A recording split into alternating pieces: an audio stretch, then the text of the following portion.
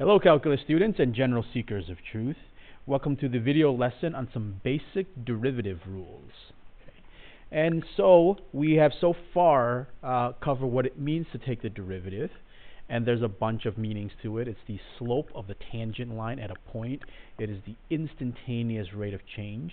It is also the limit as f of x plus h minus f of x over h. Okay. And now let's think about some special cases.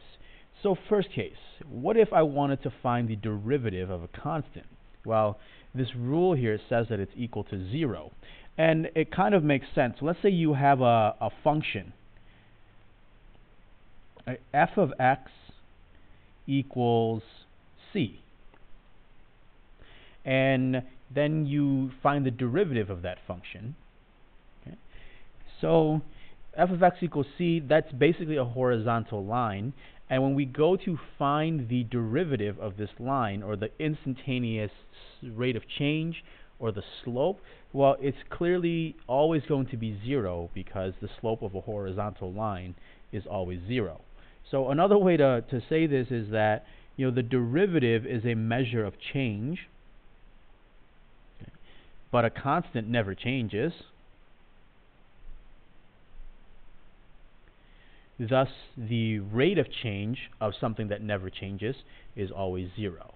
Okay, so for example, if I have f of x equals 5, and I ask you to find the derivative, the answer should be very, very fast.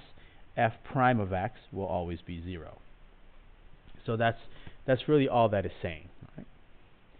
Next, the derivative of a constant multiple. So this basically says that if you take the derivative of a constant times a function, then we can pull the constant out to the front.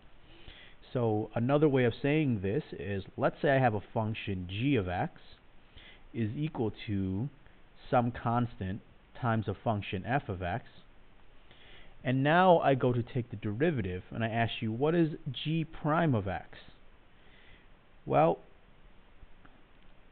all I have to do here is find the derivative of f, whatever that is, and multiply it by c. Okay? So instead of messing with this constant and finding the derivative of all of that, I can just pull the constant out to the front, figure out whatever f prime is, and then multiply by that constant. So these are relatively straightforward and simple rules. Okay?